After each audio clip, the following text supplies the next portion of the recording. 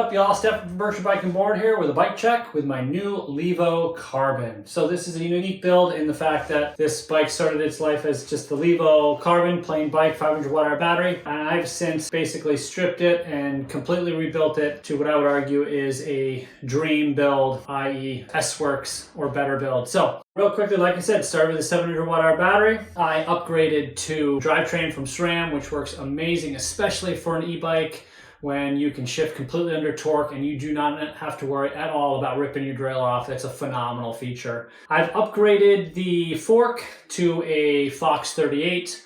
Love this fork. 170 millimeters of travel, meaning the bike's a little overclocked. Normal travel is 160. Just makes it a little bit more aggressive. It handles the downs and descents better.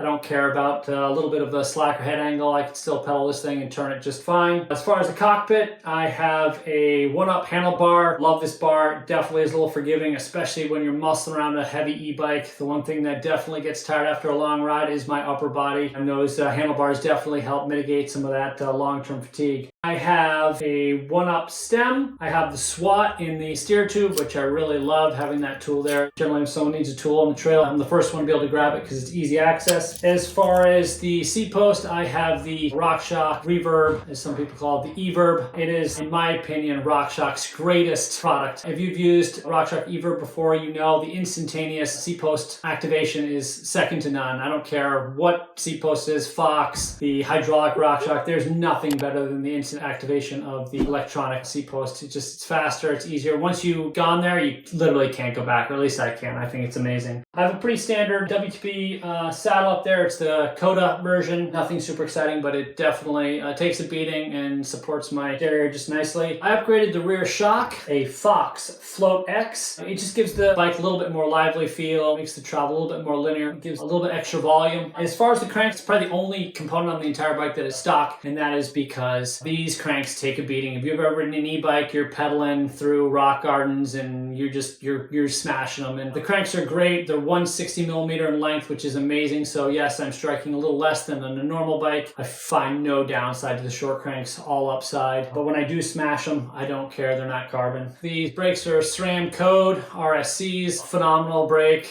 As far as the SRAM lineup of brakes, I feel they give you the best modulation, best feel. Super powerful, especially when you're got to slow down the extra mass of an e-bike. I put on a set of reserves, the MX wheels, because this is a 29er 27.5 mullet setup. Those are wrapped with the Butcher and the Eliminator tires in the 2.6 variant size. I would be remiss to not talk about this wrap. As my manager likes to say, I was not hugged enough as a child.